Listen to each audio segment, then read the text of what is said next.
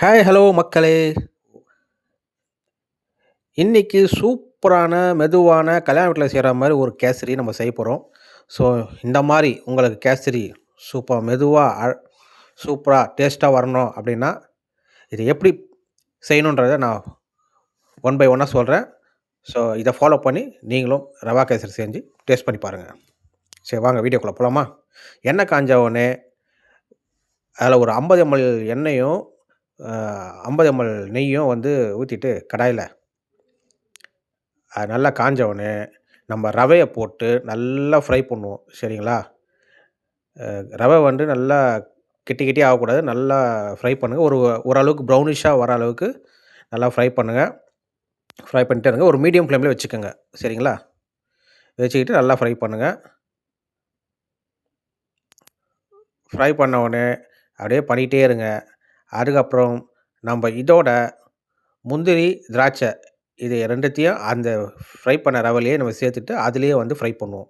தனியாலாம் போட தேவையில்ல. நம்ம அதிலேயே போட்டு முந்திரியும், திராட்சையும் ஃப்ரை பண்ணி விட்டுடலாம். சரிங்களா?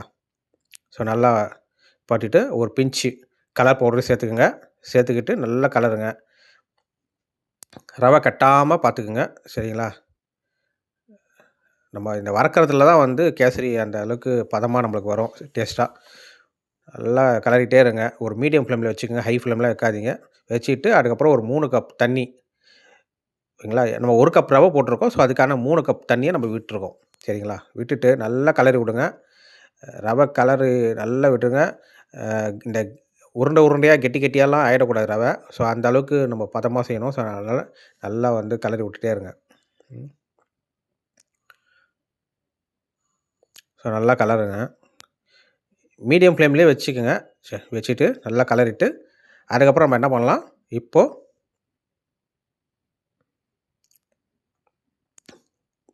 ஓரளவுக்கு தண்ணிலாம் வந்து கொஞ்சம் ஓரளவுக்கு சுண்டிருச்சுன்னு நெனைக்கிறேன். ஓகேங்களா? ஒரு கெட்டி நிலைமைக்கு வந்தோனே நம்ம சர்க்கரைய வந்து ஆட் பண்ணிக்கலாம். ஓகேங்களா? இதுக்கு வந்து நம்ம வந்து 2 கப் சர்க்கரை வந்து ஆட் பண்ணிக்கங்க. சரிங்களா? அதாவது ஒரு 200லேருந்து 300 கிராம் சர்க்கரைய வந்து ஆட் பண்ணிக்கங்க.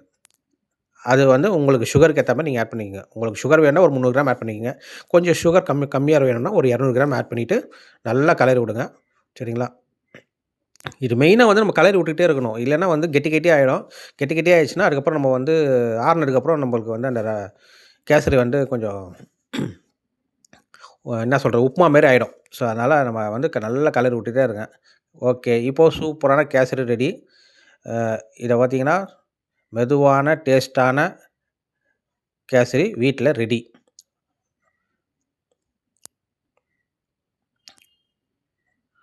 ஸோ, போட்ட உடனே எப்படி வருது பார்த்தீங்களா கேசரி?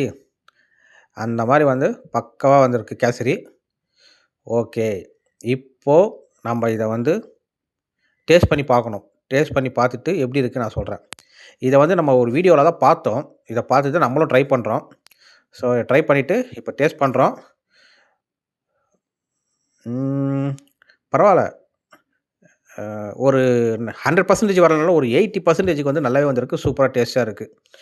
ஸோ, இதே மாரி உங்க வீட்டுக்கு ஒரு நாள் சூப்பரா ரவா கேசரி செய்யணும். இதே மாரி ஒரு நல்ல கன்டென்ட்க்காக நீங்க இந்த சேனல சப்ஸ்கிரைப் பண்ணி ஃபாலோ பண்ணிக்கங்க.